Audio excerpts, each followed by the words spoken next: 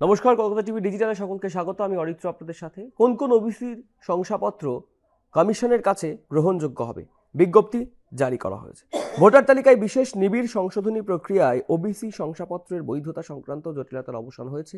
কলকাতা হাইকোর্টের রায় মেনে রাজ্যের মুখ্য নির্বাচনী আধিকারিকের দপ্তর এসআইআর প্রক্রিয়ায় কোন কোন ওবিসি শংসাপত্র গ্রহণযোগ্য হবে তা নিয়ে একটি বিস্তারিত বিজ্ঞপ্তি জারি করেছে, যেখানে বলা হয়েছে 2010 থেকে 2024 সালের মধ্যে ইস্যু হওয়া ওবিসি শংসাপত্রগুলি কলকাতা হাইকোর্টের রায় অনুযায়ী বৈধ দলিল হিসেবে গণ্য হবে এবং এসআইআর প্রক্রিয়ায় এই শংসাপত্রের ভিত্তিতে ভোটারদের দাবি আপত্তি নিষ্পত্তি করা যাবে।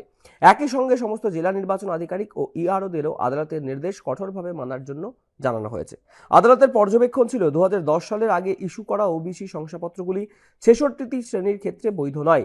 সেই কারণে 2010 সালের আগে যেসব ওবিসি শংসাপত্র ইস্যু করা হয়েছিল সেগুলি এসআইআর প্রক্রিয়ায় গ্রহণ করা হবে না বলে জানানো হয়েছে। আপাতত আদালতের নির্দেশের পর রাজ্য সরকার নতুন করে পিছিয়ে পড়া শ্রেণীর তালিকা নির্ধারণের জন্য সমীক্ষা চালায় এবং বিজ্ঞপ্তি জারি করে। সেই নতুন তালিকার ভিত্তিতেই 2010 সালের পর থেকে ইস্যু হওয়া ওবিসি শংসাপত্রগুলিকে আইনগতভাবে বৈধ বলে গণ্য করা হয়েছে। পাশাপাশি 2025 সালে 13ই ডিসেম্বর নির্বাচন কমিশন এসআইআর 2026-এর জন্য এই নতুন নথিভিত্তিক শংসাপত্র গ্রহণের অনুমোদনও দিয়েছে এবং এই সিদ্ধান্তের ফলে এসআইআর প্রক্রিয়ায় ওবিসি পরিচয়ের ভিত্তিতে দাবি আপত্তি জানানো ভোটারদের ক্ষেত্রে আর অনিশ্চয়তা থাকছে না বলে প্রশাসনিক মহলের মত।